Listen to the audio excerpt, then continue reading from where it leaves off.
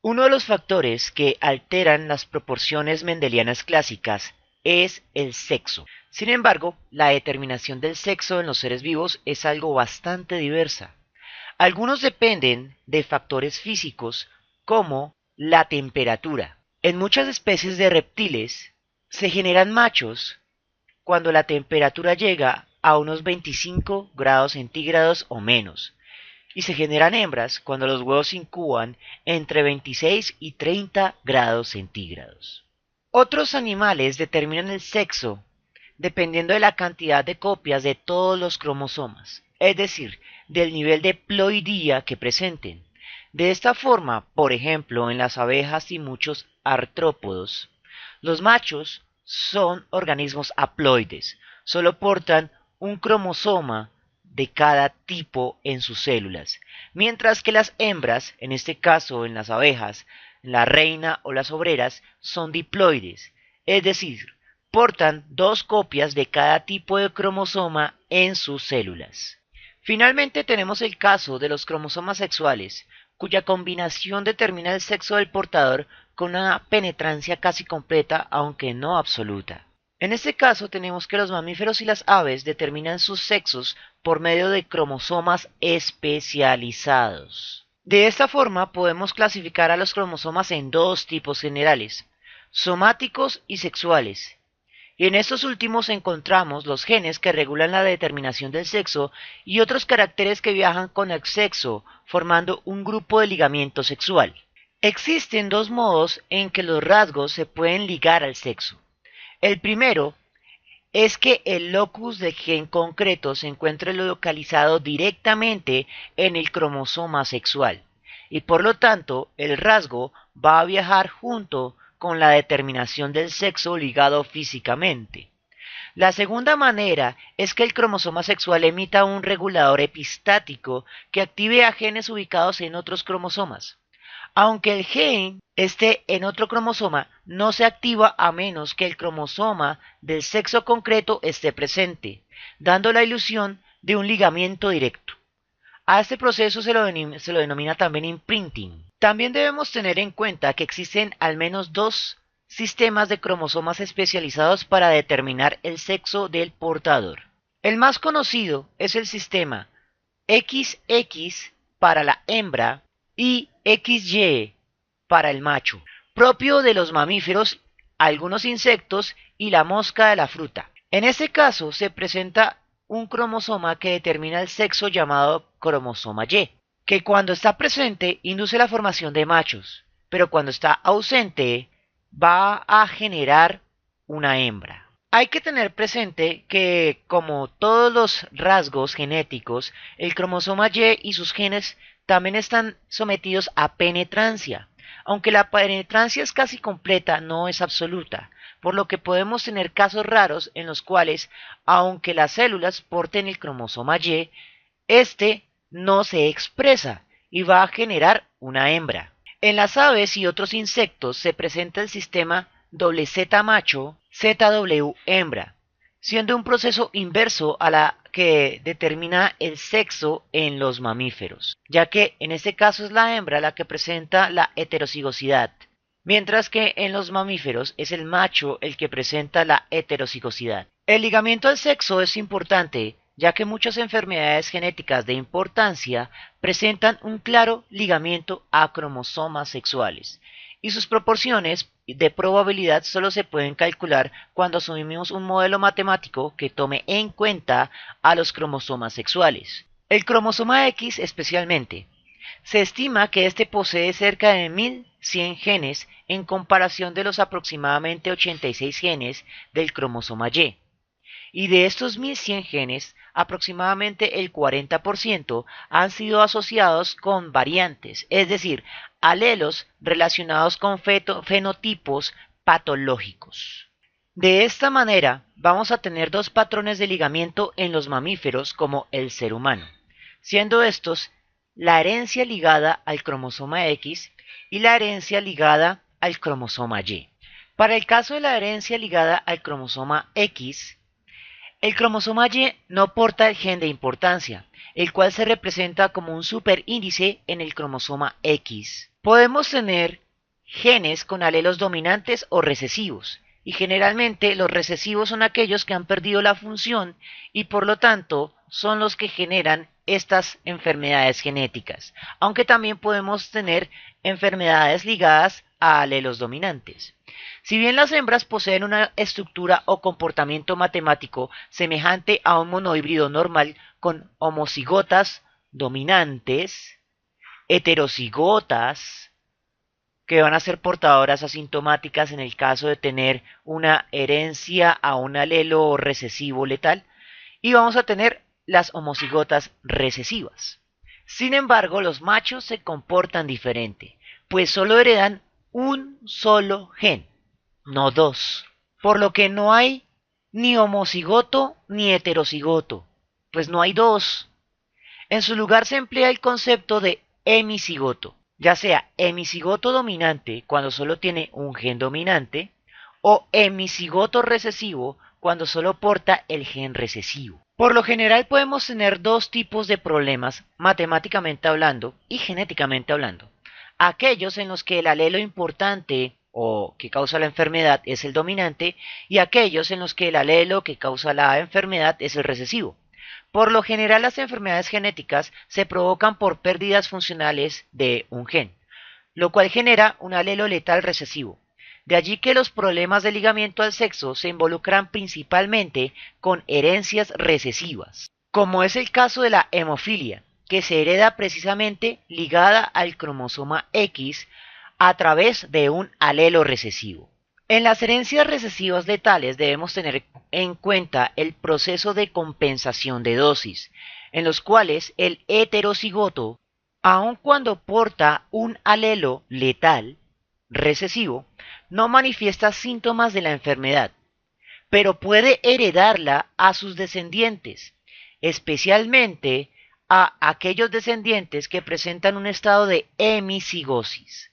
Es por esto que estos heterocigotos también son denominados como portadores asintomáticos. Ahora vamos a analizar un ejemplo matemático. Digamos que se va a cruzar una mujer portadora de una enfermedad genética, por ejemplo la hemofilia. Entonces, en uno de sus cromosomas X, el gen, uno de los genes que ayuda a la coagulación de la sangre, se ha averiado. Vamos a colocarle otro tono de azul para identificarlo. Sin embargo, esta mujer no presenta síntomas de la hemofilia debido a que el otro cromosoma X porta una versión alternativa del gen que sí funciona correctamente. Esta hembra, por lo tanto, es portadora asintomática. Por otro lado, el macho porta un solo alelo, pero este alelo es normal. Significa que este hombre en este cruce va a ser un hombre completamente normal. El punto es que queremos saber la probabilidad de que este cruce nos cree descendientes que manifiesten la enfermedad. El primer paso para resolver este tipo de problemas, igual que cuando realizábamos con los monohíbridos, es generar gametos. Entonces, para el caso de la hembra tenemos un cromosoma que se segrega a un óvulo y el otro cromosoma se segrega a un óvulo diferente. Dos óvulos diferentes, dos términos algebraicos. Para el caso del macho tenemos también dos cromosomas. Un cromosoma se segrega a un tipo de espermatozoide, el otro cromosoma se segrega a otro tipo de espermatozoide y por lo tanto obtenemos también un binomio. Con los gametos procedemos a realizar la fecundación. Y la fecundación no es otra cosa sino multiplicar o simplemente dejar la notación de multiplicación algebraica de los gametos que obtuvimos. Como estamos asumiendo una fecundación al azar, entonces debemos multiplicar todos por todos, lo que no es otra cosa sino resolver la multiplicación de dos binomios diferentes. Ahora, para que la respuesta nos quede ordenada, lo más conveniente es iniciar multiplicando con el cromosoma Y. Entonces, cromosoma Y del segundo binomio por el cromosoma X del primer binomio. Entonces nos queda el genotipo de un posible hijo varón sano, más Nuevamente tomamos el cromosoma Y del segundo binomio y lo multiplicamos por el segundo cromosoma X del primer binomio. Y en este caso obtenemos un hijo varón que va a ser hemofílico, que va a presentar la enfermedad. Procedemos a multiplicar el cromosoma X del segundo binomio por el primer cromosoma X del primer binomio. Y en este caso vamos a obtener una niña que no va a presentar la enfermedad y tampoco la va a portar. Va a ser una niña completamente sana. Y finalmente multiplicamos el cromosoma X del segundo binomio por el segundo cromosoma del primer binomio, con lo que obtenemos una niña que, aunque no va a presentar síntomas de hemofilia, sí va a portar el alelo hemofílico. Va a ser una portadora asintomática. Finalmente vamos a determinar los fenotipos, que en este caso son dos tipos de fenotipos diferentes: el sexo y si porta o no porta la enfermedad, es decir, si es sano o enfermo. Entonces vamos primero con los sexos. Todos aquellos que portan un cromosoma Y van a ser machos, por lo tanto los vamos a designar con el escudo y la lanza del dios Ares o Marte. Todos los que portan un genotipo de dos cromosomas X van a ser hembras, por lo tanto van a estar designados con el espejo de Venus. Ahora, el primer niño varón tiene su hemicigosis sana, por lo tanto este muchacho va a estar sano, no va a presentar síntomas de la enfermedad.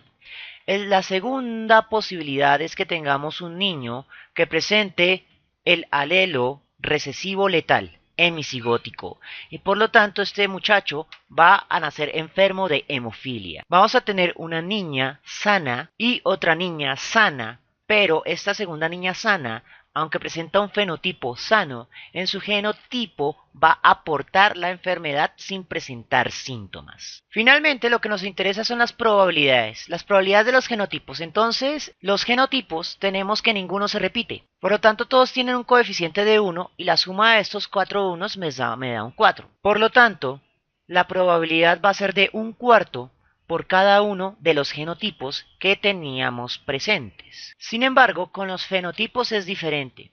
Observe que tenemos dos fenotipos que se repiten completamente y son las de las niñas con fenotipo sano. Por lo tanto, tenemos dos niñas de fenotipo sano, un niño sano y un niño enfermo. Por lo tanto, en las probabilidades va a ser niñas sanas, 2 de cada 4, niño sano, 1 de cada 4 y niño enfermo de hemofilia, 1 de cada 4. En ese sentido, si analizamos exclusivamente a los niños, podemos decir que la probabilidad de que nazca un niño enfermo es del 50% al analizar únicamente a los niños. Cuando analizamos a todos los descendientes, la probabilidad de tener cualquier tipo de descendiente enfermo es de 1/4. El segundo tipo de herencia general que podemos presentar es la herencia ligada al cromosoma Y. En este caso, dado que nunca se encuentra en presencia de dos cromosomas Y, jamás vamos a tener presencia de dos alelos. Por lo tanto, no hay concepto de dominante o recesivo. Y lo que importa es determinar la presencia o transferencia del alelo marcado como importante y su correspondiente fenotipo, el cual, nuevamente, se estudia para algunas enfermedades genéticas. Característicamente, si un padre posee un rasgo heredado por ligamiento a cromosoma Y, todos sus hijos varones portarán este rasgo marcado. Y vamos a ver un ejemplo. Entonces vamos a revisar un cruce en el cual tenemos un macho que posee un rasgo ligado al cromosoma Y de importancia que puede ser desde una enfermedad genética hasta un lunar. Y vamos a determinar cómo se transfieren esos caracteres a sus descendientes. Nuevamente vamos a seguir el proceso algebraico generando los gametos. En este caso tenemos dos cromosomas X igualitos, que podríamos segregar de este modo, pero como son iguales, los podemos sumar. Para el caso del hombre, entonces segregamos un cromosoma X y un cromosoma Y, que al ser diferentes no los podemos sumar. Una vez que tenemos los posibles gametos, vamos a realizar la notación de la fecundación. Y esa fecundación no es otra cosa que un caso de factor común. Una vez que tenemos la notación de la fecundación, procedemos a realizar o a obtener los genotipos al resolver el factor común, que quedará entonces 2x por x igual a 2 doble x, más 2x por y igual a 2xy. Una vez que tenemos los genotipos, vamos a ver los fenotipos que podríamos obtener. Entonces, en primera instancia vamos a revisar los sexos. En primera instancia sabemos que XX me da hembra y XY me da macho, pero cada uno de esos genotipos se repite 2 veces. Posteriormente vamos a revisar la marca de la enfermedad o el rasgo que estemos determinando. En cuanto a la hembra, no porta la marca como tal. Si asumimos que es una enfermedad, significa que cualquiera de las niñas que nazca va a estar sana. Sin embargo, todos los niños portan el cromosoma Y anormal del padre. Por lo tanto, todos los niños van a estar enfermos o van a portar la marca familiar. Una vez que ya obtenemos los genotipos, fenotipos y sus coeficientes, podemos determinar las probabilidades. Entonces, probabilidades de genotipos. Tenemos 2 tipos de genotipos. El XX de las hembras normales y el XY que porta la enfermedad o marca familiar. Sabemos que 2 más 2 es igual a 4. Significa que la base para la probabilidad es de 4 en ambos casos. De esos 4, 2 son niñas y 2 son niños. O sea que la probabilidad es de 2 de cada 4 para niñas y 2 de cada 4 para niños enfermos. Y esto último son precisamente los fenotipos. Niñas sanas, niños enfermos, que heredan las proporciones de sus correspondientes genotipos. Bien, esta es la parte fundamental de los ligamientos al sexo en mamíferos. Espero que les haya gustado y nos vemos en una próxima oportunidad.